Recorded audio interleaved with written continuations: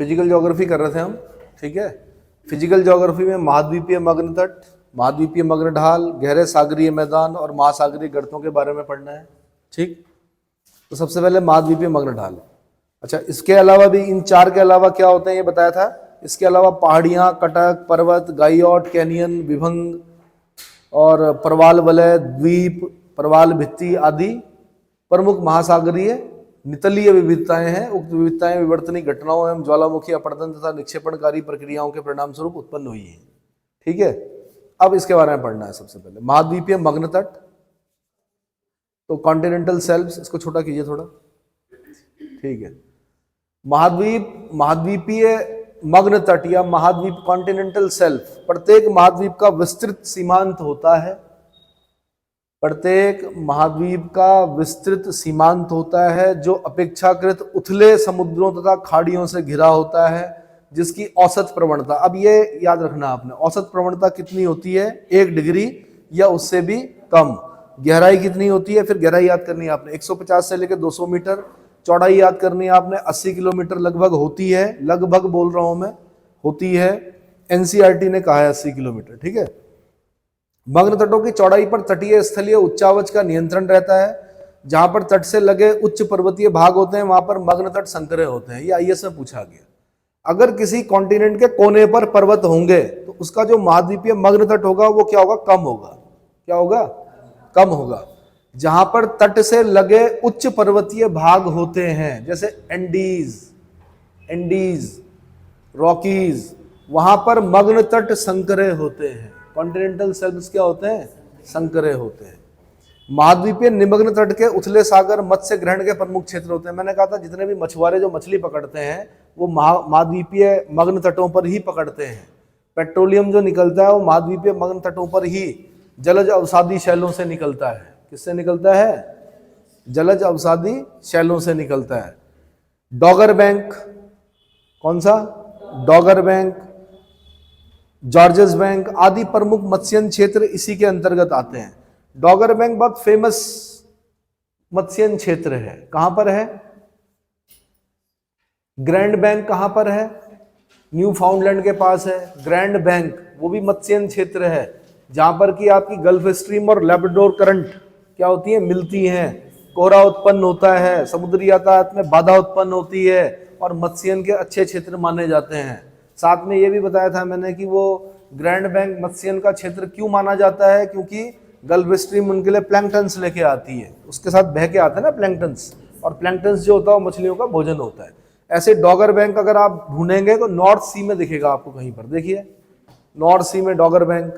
ऐसी George's bank को ढूंढिए, आदि प्रमुख मत्स्यन क्षेत्र इसी के अंतर्गत आते हैं। संसार का 20% पेट्रोलियम व गैस यहीं से प्राप्त होता है। कितना, 20% पेट्रोलियम व गैस यहीं से प्राप्त होता है। बालू व बजरी के भी ये विशाल भंडार है। सागरीय भाग के कुल 86% क्षेत्रफल पर यह विस्तृत है। अब ये ध्यान देना आपने, सागरीय भाग के कुल कितने, 8.6 भाई, 86 नहीं, 86 तो बहुत ज्यादा हो जाएगा, फिर सागर कहां जाएंगे। 8.6% क्षेत्रफल पर यह विस्तृत है। कितने पर, ठीक है जी। आगे महाद्वीपीय मग्न ढाल, कॉन्टिनेंटल स्लोप, जलमग्न, जलमग्न ये नहीं बना, तट, हाँ, जलमग्न तट तथा गहरे सागरीय मैदान के बीच तीव्र ढाल वाले मंडल को महाद्वीपीय मग्न ढाल कहा जाता है, जिसका ढाल विभिन्न स्थानों पर, आगे विभिन्न स्थानों पर भिन्न भिन्न होता है। औसत ढाल 2 से 5 डिग्री। अब इसको याद करना है आपने, औसत ढाल कितना, वहां पे कितना पढ़ा था हमने, 1 डिग्री या उससे कम। यहां पे पढ़ रहे हैं हम 2 डिग्री से 5 डिग्री। तथा गहराई 200 मीटर, कितनी, से लेकर 3660 मीटर के बीच होती है। एनसीईआरटी ने बताया है ये, और एनसीईआरटी ने अगर बताया तो ये सबसे सही आंकड़ा माना जाता है कि 200 मीटर से 3660 मीटर के बीच होता है। समस्त सागरीय क्षेत्र के 8.5% भाग पर महाद्वीपीय मग्न ढाल पाए जाते हैं। इस क्षेत्र का सर्वाधिक विस्तार अटलांटिक महासागर में, कि कहां पर सबसे ज्यादा महाद्वीपीय मग्न ढाल कहां पाए जाते हैं, अटलांटिक ओशन में पाए जाते हैं। कितने, 12.4% पाया जाता है। ज्ञातव्य है कि मग्न ढालों को पर सागरीय निक्षेप का अभाव मिलता है। क्यों मिलता है सागरीय निक्षेप का अभाव, सागरीय निक्षेप जो होंगे वो महाद्वीपीय मग्न तटों पर तो मिलेंगे, ढालों पर नहीं मिलेंगे। अगर ढालों पर अगर आ भी गए, खिसक कर नीचे गिर जाएंगे। क्या होगा? ढाल पर कोई भी चीज क्या होती है? नीचे चली जाती है। ठीक है जी, फिर आगे इसे बाद में पढ़ेंगे, पहले पूरी थ्योरी बता दो। गहरे सागरीय मैदान, डीप सी प्लेन, जहां से 16 नंबर मिल रहे हैं ना, पहले वो पढ़ा रहा हूं मैं। बॉक्सेस तो आपका प्री के क्वेश्चन बनेंगे वहां से। गहरे सागरीय मैदान, डीप सी प्लेन। सागरीय मैदान महासागरीय नितल का सर्वाधिक विस्तृत मंडल होता है। सर्वाधिक विस्तृत मंडल क्या होता है? मैंने कहा महासागरों में कॉन्टिनेंटल सेल्फ मिलेंगे, फिर स्लोप मिलेंगे, फिर सागर के अगाध सागरीय मैदान मिलेंगे। तो सबसे विस्तृत, इसको अंडरलाइन करना है आपने, सर्वाधिक विस्तृत मंडल कौन सा होता है? गहरे सागरीय मैदान होते हैं, जिसकी गहराई 3000 से 6000 मीटर तक होती है समस्त महासागरीय क्षेत्रफल के। आगे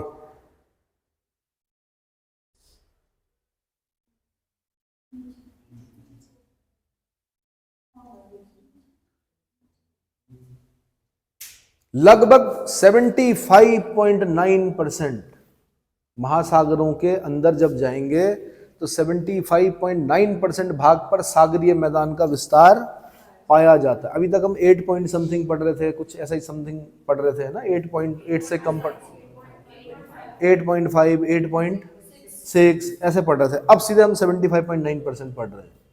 भाग पर सागरीय मैदान का विस्तार पाया जाता है। इसका सर्वाधिक विस्तार प्रशांत महासागर, पैसिफिक ओशियन। देखो महाद्वीपीय मग्न ढाल सबसे ज्यादा कहाँ है? अटलांटिक ओशियन में।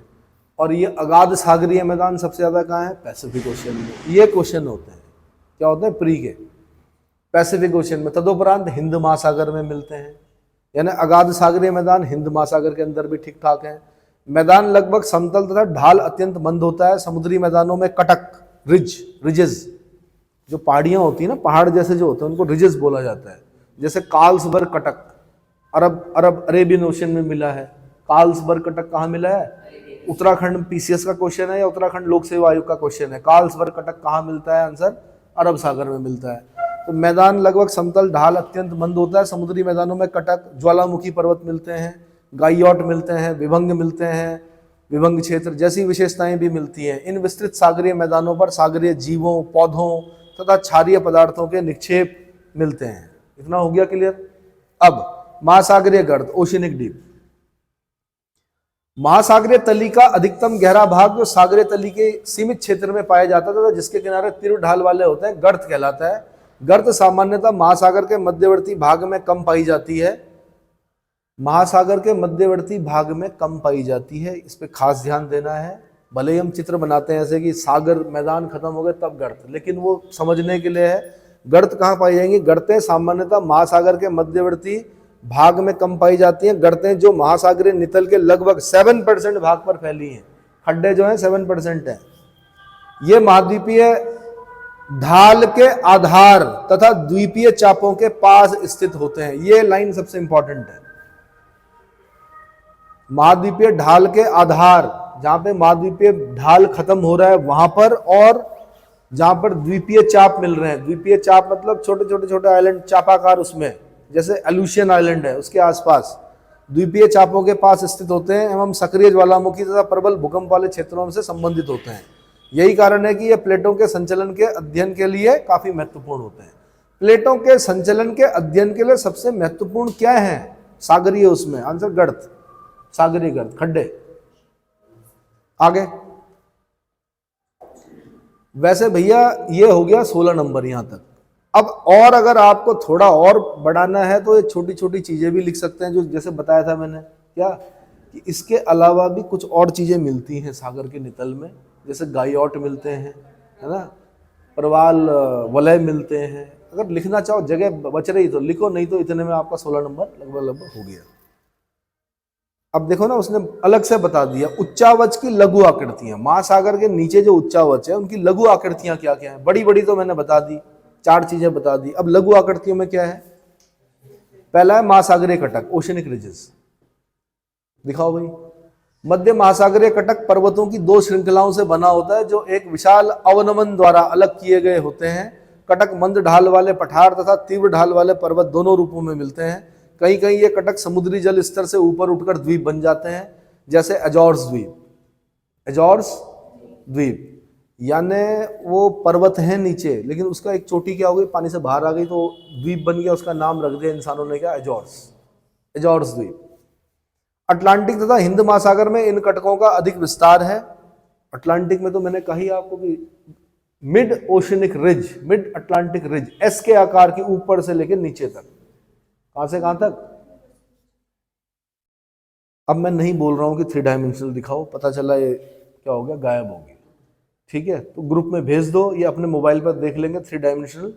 आप लोग करो, ढूंढो 3 dimensional figure of Atlantic ocean bottom, जो उसकी तली है उसका 3 डायमेंशनल फिगर देखिए तो वो दिख जाएगा आपको। अटलांटिक तथा हिंद महासागर में इन कटकों का अधिक विस्तार है। ज्ञातव्य है कि 2 संरचनात्मक प्लेटों के अपसरण के कारण एस्थेनोस्फीयर से मैग्मा निकालने से इन कटकों का निर्माण हुआ है। कहां से निकलता है मैग्मा? 2 प्लेटें दूर जा रही हैं, क्या जा रही हैं? नीचे से मैग्मा आ रहा है और क्या बन रहा है, पहाड़ बन, पर्वत जैसा बन रहा है। वो जो एस के आकार का जो बना है ना अटलांटिक के बीच में, वो दोनों प्लेटें ऐसे जा रही हैं, बीच में से मैग्मा निकल रहा है, तो पहाड़ जैसा बन गया है पूरा एस के आकार का, उसी को रिज बोल रहे हैं हम। और उस पहाड़ की कुछ चोटियां बाहर आ गई हैं, पानी के बाहर आ गई तो आइलैंड हो गए, उनका नाम रख दिया हमने अजोर्स। और भी हैं, और भी होंगे आइलैंड। आगे बढ़िए भाई।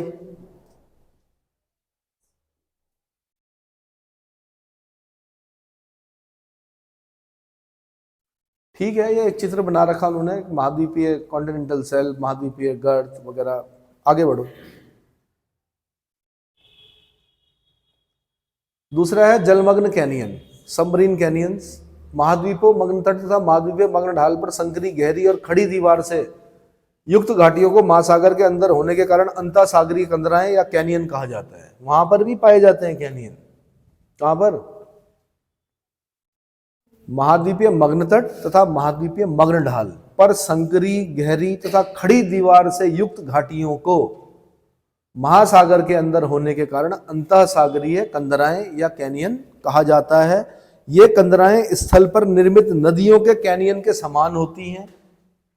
ठीक है, अंतःसागरीय कैनियन कुछ अपवादों को छोड़कर प्रायः तट के लंबवत होती हैं, लंबवत होती हैं, इस पर ध्यान देना है, तथा बड़ी बड़ी नदियों के मुहाने के सामने पाई जाती है, जैसे हडसन, जैसे हडसन। आगे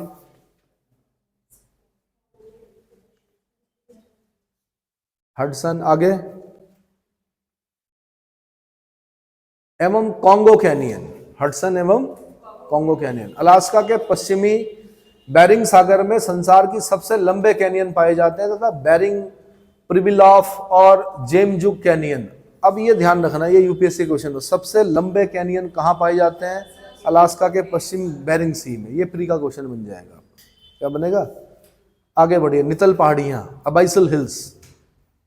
जलमग्न पर्वत का शिखर जिसकी ऊंचाई 1000 मीटर से अधिक होती है, समुद्र पर्वत की संज्ञा से अभिहित किया जाता है या नितल पहाड़ी कहा जाता है। सपाट शीर्ष वाले समुद्री पर्वतों को गाइयोट की संज्ञा दी जाती है। जो आपका क्या होगा, गाइयोट, ये 20 शब्दों में पूछेगा। समुद्र पर्वत 20 शब्दों में पूछेगा, 10 शब्दों में उसकी डेफिनेशन क्या हो जाती, पूरी हो जाती। जबरदस्ती खींचने की जरूरत नहीं है। अगर वो गाइयोट की दे रहा है तो पूरा वहां से शुरू करो, बोलो जो 1000 मीटर से अधिक ऊंचाई वाली जो पहाड़ियां हैं उनको समुद्र पर्वत की संज्ञा दी जाती है। और जो अगर सपाट शीर्ष वाले समुद्री पर्वत हैं तो जैसे हम यहाँ पे पठार बोलते हैं, वहां गाइयोट बोलते हैं। क्या बोलते हैं? गाइयोट। ज्ञातव्य है कि ये सभी आकृतियां प्लेट विवर्तनिकी से संबंधित ज्वालामुखी प्रक्रिया के फलस्वरूप निर्मित हुई हैं। इनकी सर्वाधिक संख्या प्रशांत महासागर, पैसिफिक ओशन में पाई जाती है। आगे नितल पहाड़ियां जो है सबसे ज्यादा कहाँ हैं? जैसे एम्परर पर्वत जो प्रशांत महासागर में हवाई द्वीप समूह का विस्तार है, सुविख्यात है। एम्परर पर्वत, कौन सा पर्वत? हवाई द्वीप तो आपने आइलैंड देखे, उसका नीचे कहाँ देखा आपने? वो तो माउंट एवरेस्ट से भी ऊंचा है भाई। अगर हम सागर की तल से उसकी हाइट देखते हैं तो वो माउंट एवरेस्ट से भी कहीं ऊंचा है, पर उसको बोल रहे हैं एम्परर पर्वत। और उसके ऊपर की जो चोटियां जो बाहर निकली हुई उसको बोल रहे हैं हम हवाईयन आइलैंड। और वहां पर वो अमेरिका का 50वां राज्य है और उसकी राजधानी को हम बोल रहे हैं होनोलुलु। क्या बोल रहे हैं? और वहाँ पे एक मोना की वॉल्केनो है, वहाँ पाइनएप्पल उगाया जाता है, बड़ा अच्छा है ना। तो जाया करें कभी, फॉक्स ट्रेवलर देखें, उसमें जाएं कभी, हवाईन आइलैंड में देखें प्रोग्राम, तो पता चलेगा आपको हवाईन आइलैंड कैसा है, कैसे हैं वहाँ के लोग, है ना। देख लेना, वहाँ भी लोग तैयारी तो नहीं कर रहे यूपीएससी की कहीं, ठीक है। सबसे खुश लोग किस देश के हैं? हैप्पीनेस इंडेक्स में अब तो खैर आंकड़ों के साथ खेलकर उन्होंने क्या कर दिया, आगे पीछे कर दिया, लेकिन सबसे खुश लोग जो हैं वो भूटान के हैं। कहाँ के हैं? भूटान के थे, मतलब जब पहली बार हैप्पीनेस इंडेक्स आया था, जिंगमे सिंगमे नामग्याल वांगचुक राजा थे वहाँ के, अब तो वहाँ लोकतंत्र हो गया है। उन्होंने कहा